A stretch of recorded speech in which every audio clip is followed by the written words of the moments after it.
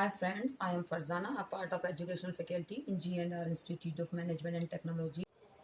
Hello students, अब हम चलते हैं अपने नए टॉपिक पर, शिक्षा का प्रशासन एवं वित्त। शिक्षा का प्रशासन एवं वित्त कहाँ पर, किस काल में है?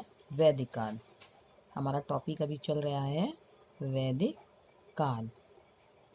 ठीक है, तो वैदिक काल में जो शिक्षा का प्रशासन और वित्त की व्यवस्था थी वो किस तरह से होती थी, आइए चलते हैं। फर्स्ट है हमारा राज्य के नियंत्रण से मुक्त।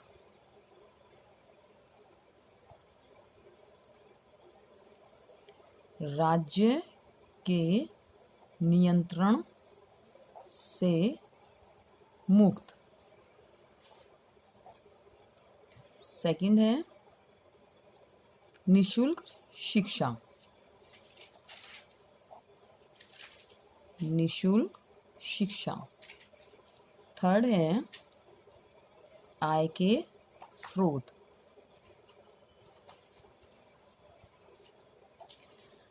तो फर्स्ट को डिस्कस करते हैं। पहले राज्य के नियंत्रण से मुक्त।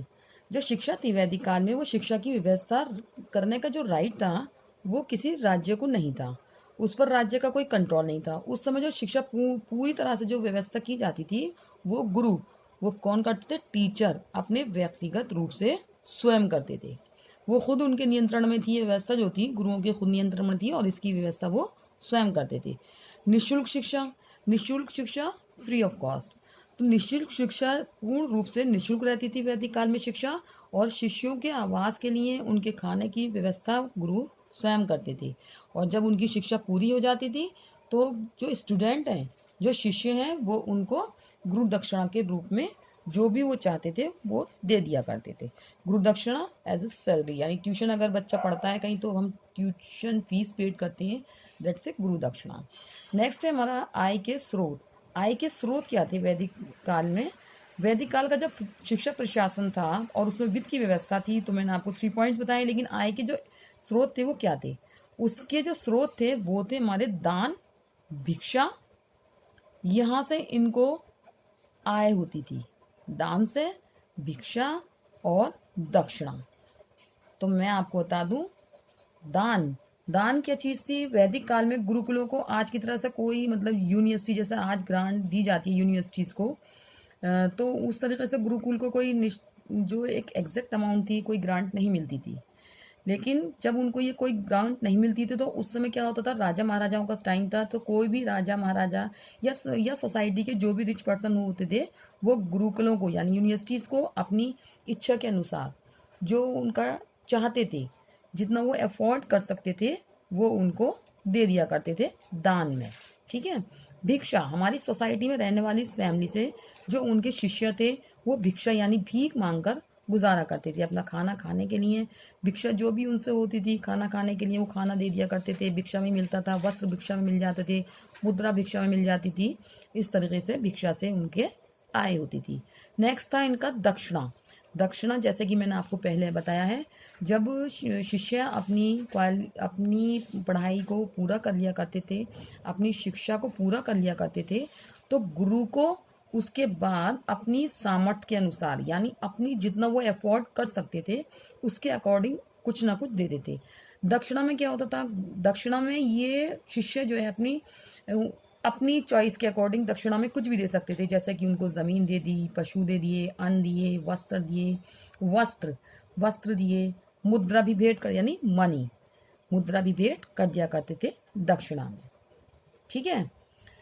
इसके बाद हम चलते हैं अपनी संरचना एवं संगठन को दो भागों में, दो स्तरों पर विभाजित किया जा सकता है। नंबर 1 है आपका प्रारंभिक शिक्षा।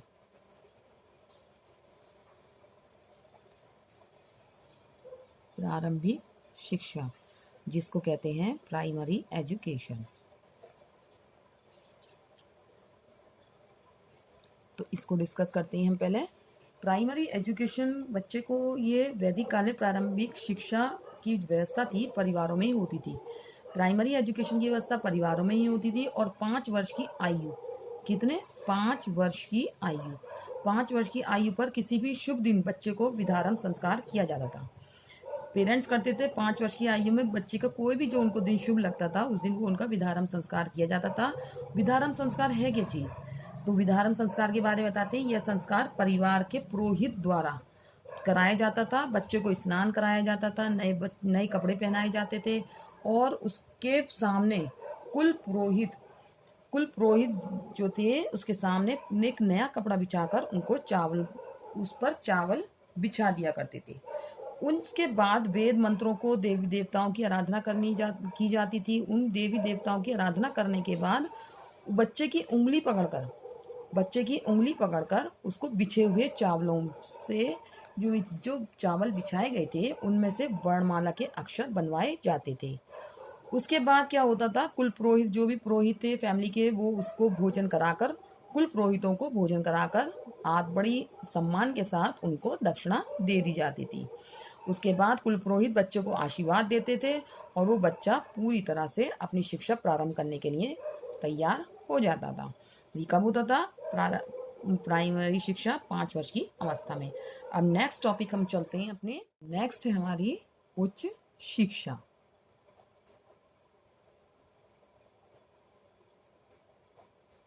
उच्च शिक्षा, हायर एजुकेशन।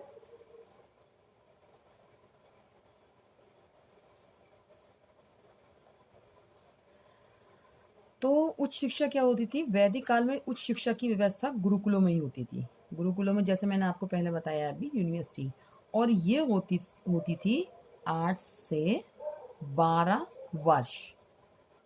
8 से 12 वर्ष की जिनकी एज थी उन बच्चों को गुरुकुल में एंट्री होती थी, उनको प्रवेश दिया जाता था। गुरुकुल में प्रवेश के टाइम बच्चों का एक संस्कार, एक क्रिया होती थी, एक प्रोसेस होता था बच्चों का। जब उनका एंट्री यूनिवर्सिटी में होती थी उस समय उनका लिए एक क्रिया को कंप्लीट करना पड़ता था। वो क्रिया क्या कहलाती थी? वो क्रिया कहलाती थी उपनयन संस्कार। और इस संस्कार के बाद ही उनकी उच्च शिक्षा प्रारंभ होती थी। क्या होता था उच्च शिक्षा में? क्या होता था? किसके बाद होती थी? उपनयन संस्कार, ठीक है। और प्रारंभिक शिक्षा विधारम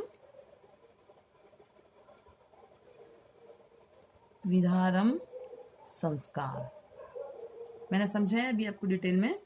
प्रारंभिक शिक्षा में विधारम संस्कार किया जाता था पहले बच्चे का किसी भी शुभ दिन को देखकर, और उसके बाद विधारम संस्कार के बाद उसको प्रवेश मिलता था। उच्च शिक्षा के लिए ये होता था 8 से 12 वर्ष की आयु के बच्चों के लिए, और इसमें उपनयन संस्कार के बाद ही बच्चे को उच्च शिक्षा के लिए प्रवेश मिलता था।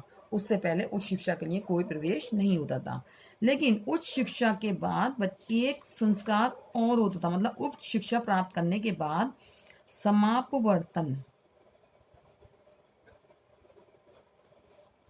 समापवर्तन संस्कार।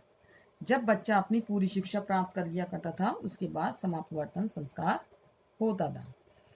उसको समापवर्तन समारोह भी कहा जाता था। और इसके बाद बच्चा अपने घर, अपने लाइफ में वापसी करता था, यानी वो उसके लिए पूरी रूप से उच्च शिक्षा प्राप्त करने के बाद ही समापवर्तन संस्कार होता था। और इसी समापवर्तन समारोह में ये समापवर्तन संस्कार था, इसी समारोह में जो गुरु होते थे यानी टीचर बच्चों को एक उपदेश देते थे।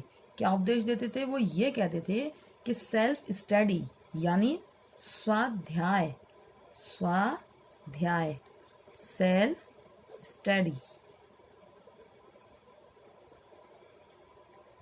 सेल्फ स्टडी को कभी मत छोड़ना, यानी सेल्फ स्टडी करने में कभी भी आलस मत करना, क्योंकि सेल्फ स्टडी करने के बाद ही ज्ञान अर्जन प्राप्त किया जाता है, यानी ज्ञान को प्राप्त किया जाता है। जो सेल्फ स्टडी की नॉलेज होती है वो बेस्ट नॉलेज होती है, इसलिए सेल्फ स्टडी को मस्ट एंड कंपलसरी बताया, और वो यही उपदेश उन्होंने समापवर्तन संस्कार में बच्चों को अपने दे दिए, ठीक है।